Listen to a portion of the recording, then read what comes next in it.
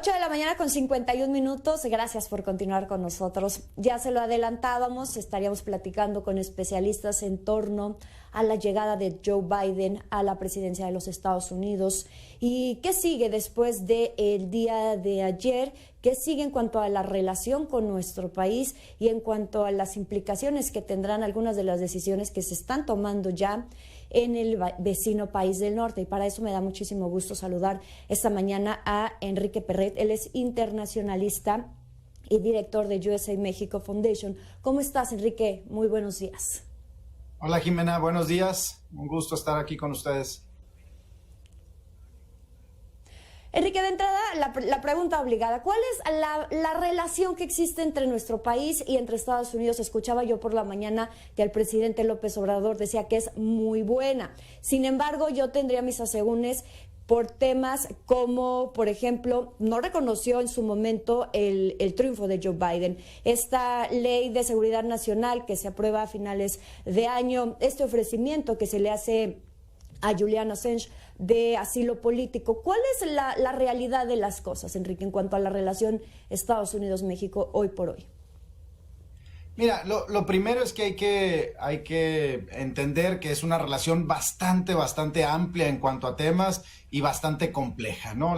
Nuestra frontera es enorme con Estados Unidos. Probablemente no hay una frontera, probablemente no hay una relación entre dos países con tantas vertientes, con tantos ángulos como la de México y Estados Unidos, desde el tema de seguridad, migratorio, energético, comercial, laboral, etcétera, etcétera, etcétera. Son muchos los temas. Evidentemente hay temas mucho más centrales en la agenda. Hoy el tema de seguridad, por lo que hemos visto en las últimas semanas, el tema migratorio, tanto por lo que está pasando en nuestra frontera sur, con el Triángulo del Norte, como con lo que está pasando hoy en cuanto a reformas en Estados Unidos, pues es fundamental. El tema comercial, somos hoy el socio número 1 de los Estados Unidos. Un mes somos nosotros, otro mes es China, pero ahí estamos en la lucha por ser el principal socio comercial de los Estados Unidos como país, pero sin lugar a dudas somos el socio comercial número 1 de muchos de los estados de la Unión Americana.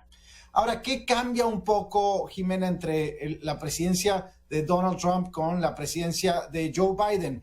De entrada, en cuanto a la forma, nos parece que la relación de Donald Trump era muy personal, muy enfocada en él y en su relación personal con los líderes, muy transaccional, es decir, yo te doy aquí, tú me das acá, si no me das, yo te quito, como lo vimos en el tema de los aranceles y la migración en México. Me parece que con el nuevo presidente Joe Biden la relación va a ser mucho más institucional, y a eso me refiero a que va a haber muchos otros jugadores más allá del propio presidente, desde el Departamento de Homeland Security, el Departamento de Comercio, USTR, obviamente el secretario de Estado, pero luego además otras figuras, como lo vimos el nombramiento de Roberta Jacobson, ex embajadora de Estados Unidos en México, ahora designada para la frontera sur de los Estados Unidos, que tendrá un juego seguramente muy relevante frente al tema migratorio. Entonces hay pequeños cambios, los temas siguen ahí, Jimena, va a haber altos y bajos, eso hay que entenderlo, pero lo importante es que ahora va a haber un marco institucional, eso nos parece a nosotros. En temas comerciales, Enrique, ya lo comentabas, tenemos una estrecha relación por el TEMEC. En cuanto a esta nueva política que anuncia el presidente Joe Biden del Buy American, ¿cómo podría impactar o qué implicaciones tendría para nuestro país en términos comerciales? Mira, hay varios temas que comentar alrededor de la política comercial de los Estados Unidos.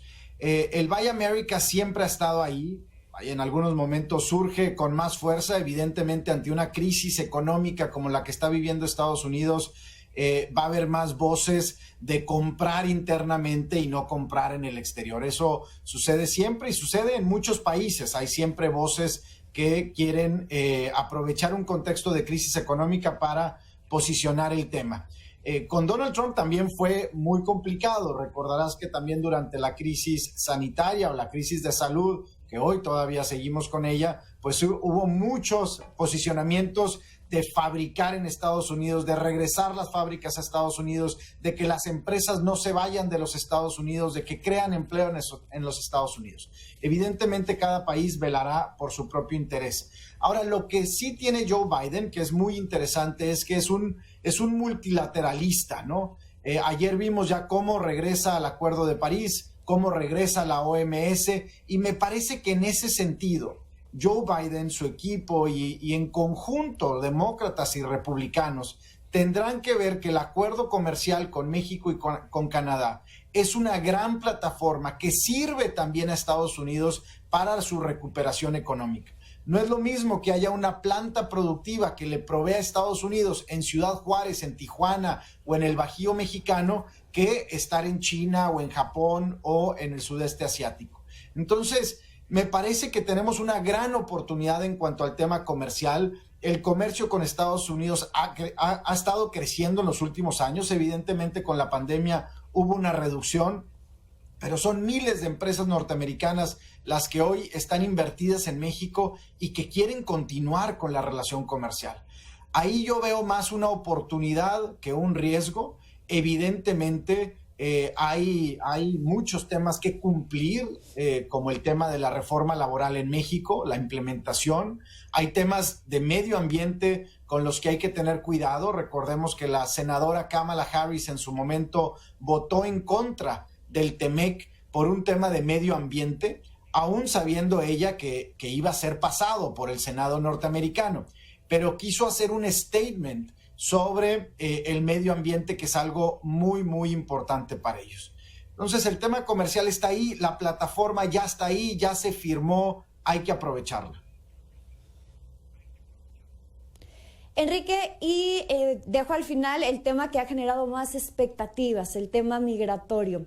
De entrada, ya ayer se firman estos 17 decretos, entre ellos algunos que tienen implicaciones en materia migratoria, donde ya no se asignarán fondos a este famoso muro fronterizo, donde se regresa el apoyo del DACA a los Dreamers, a cerca de 650,000 Dreamers que habitan en los Estados Unidos, también el no veto migratorio a los países musulmanes. ¿Qué podemos esperar en los próximos 100 días? Porque también se hablaba de que durante sus primeros 100 días de gobierno sería donde estaría tocando estos temas migratorios. ¿Qué podemos esperar, Enrique? Hay muchas expectativas en torno a esto por parte, pues principalmente de nuestros connacionales. Sí, vaya, los puntos que tú mencionas, como los Dreamers, el ban de los vuelos de musulmanes, de países musulmanes a los Estados Unidos, el tema del muro, pero me parece que la visión es todavía mucho más amplia del presidente Joe Biden y de su equipo, cuando pone sobre la mesa el darle un camino legal a 11 millones de indocumentados en los Estados Unidos, de los cuales probablemente 5 millones de ellos son de origen mexicano. Pues es un tema muy grande, ¿no? Evidentemente, 11 millones representa un número muy importante de diferentes regiones, evidentemente en los Estados Unidos, diferentes grupos como lo es los Dreamers, los trabajadores hoy esenciales, entre muchos otros grupos. Ahora, el presidente tiene un gran reto, probablemente el reto más grande después de contener la pandemia, es unir al país. Y evidentemente dentro de estas políticas como la suspensión del muro o el tratar de darle camino legal a 11 millones de indocumentados, va a haber muchas voces en contra, principalmente republicanos. Entonces va a ser difícil para el presidente y para el grupo demócrata pasar todas estas reformas. Empezarán a negociar seguramente en los próximos días y ojalá lleguemos a una reforma migratoria completa que apoye a nuestros connacionales. Está también el tema, Jimena, del Remain in México, que como viste ayer también el Departamento de Homeland Security pues lo cancela, ese proceso, digamos, en el que pues muchos de los migrantes que pasaban por México para pedir asilo en los Estados Unidos se detenían en México para continuar con su proceso en los Estados Unidos, pero pues para esto podían pasar meses. Eso, dice el Departamento de Homeland Security, cumpliendo con las restricciones que hoy existen en materia de la pandemia, pues eso se cancela. Entonces, me parece que lo que vimos ayer, apenas el primer día de Joe Biden, son buenas apuestas, creo que nos gustan. El propio canciller Marcelo Ebrard por ahí tuiteó y le dio la bienvenida a estas políticas. Evidentemente son buenas para México, pero vamos a ver cómo transita esto pues en la política norteamericana, ¿no? Así es, estaremos muy pendientes de lo que suceda. Enrique, ¿algo que gustes agregar en torno a este tema? Bueno, vaya, hay varios temas interesantes. Ayer la primera conferencia de prensa en la Casa Blanca se mencionó que el día de mañana va a haber una llamada entre el presidente Joe Biden y el primer ministro Trudeau, lo cual pues nos parece muy interesante. A Canadá lo ven como uno de sus principales aliados. Estados Unidos sabe que necesita aliados para reposicionarse en la arena internacional en diferentes temas. Ojalá México nos subamos a ese mismo grupo de aliados con Estados Unidos y saquemos provecho de ello. Enrique Perret, muchísimas gracias por esta entrevista, por estas palabras. Que tengan muy buen día. Gracias a ti, Jimena. Hasta luego, muy buenos días. Víctor, voy contigo con más información.